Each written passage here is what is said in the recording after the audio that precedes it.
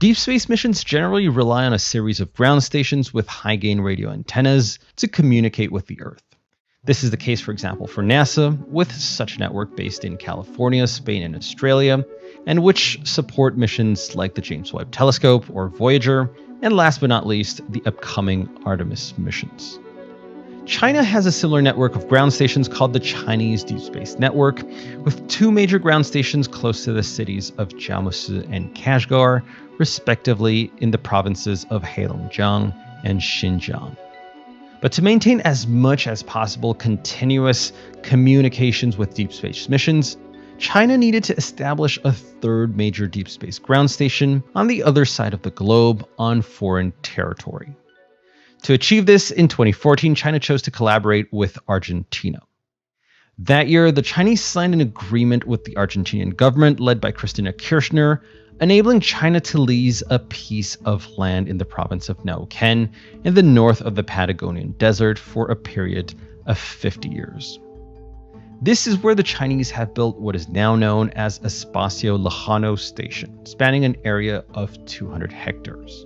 At the heart of this installation is a massive 35-meter diameter radio antenna, in other words, basically the missing piece for the Chinese deep space network. This setup in Neuquén became operational in 2018 and reportedly played an important role in the Chang'e 4 and 5 lunar missions in 2019 and 2020, and will do so for the upcoming Chinese lunar and planetary exploration missions. But the recent election of Javier Milei could change everything. Javier Milei has won Argentina's runoff presidential election. Javier Milei won a convincing victory. Javier Milei, the new president of Argentina.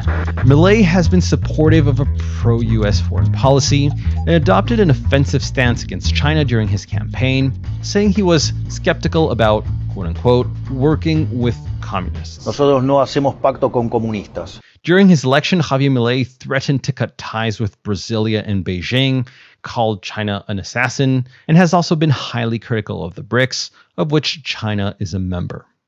All of this may mean trouble for the Chinese station in Neuquén, especially since the station has been somewhat controversial already with a part of the Argentinian public, and also with some government officials in the country having suggested and speculated about the possibility of military surveillance activities taking place at the station.